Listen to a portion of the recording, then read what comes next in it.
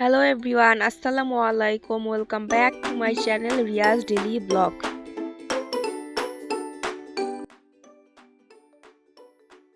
আজকে আপনাদের সাথে একটা রেসিপি শেয়ার করব। রেসিপিটা হলো ডিম দিয়ে কিভাবে টমেটোর চাটনি রান্না করতে হয়। তো প্রথমে আমাদেরকে টমেটোকে ভালো করে ধুয়ে এটাকে ছোট ছোট টুকরো করে নিতে হবে। তারপর কড়াইয়ে পরিমাণ অনুযায়ী তেল দিয়ে তেলটাকে গরম করে নিব। তেল গরম হয়ে গেলে এখানে টুকরো করা পেঁয়াজ আর মরিচ দিয়ে দিব এবং ভাজতে থাকবো যতক্ষণ পর্যন্ত না এটার কালার চেঞ্জ হয়ে বাদামি কালার হয়ে যাচ্ছে।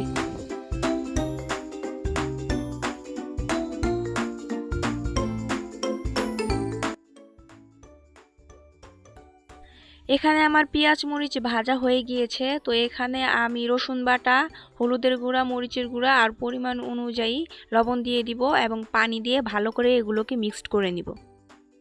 এরপর টুকরো করা টমেটোগুলো এখানে দিয়ে দিব, আবার ভালো করে মিক্সড করে নিব। মিক্সড করা হয়ে গেলে আমি ঢাকনা দিয়ে ঢেকে দিব।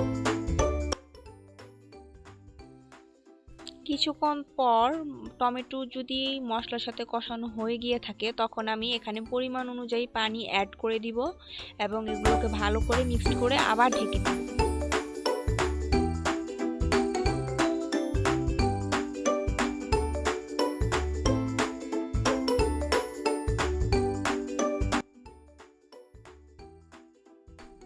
2 মিনিট ধরে এভাবে কষাতে থাকবো।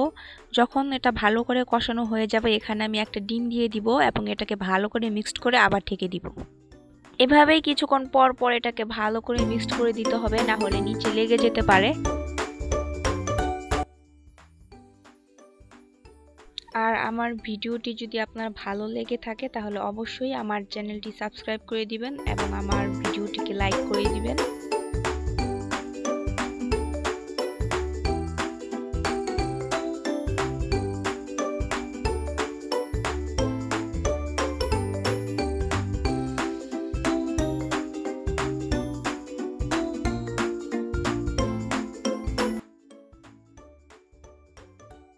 আমার চাটনি রান্না করা হয়ে গিয়েছে, এখন আমি এটাকে নামিয়ে নিব।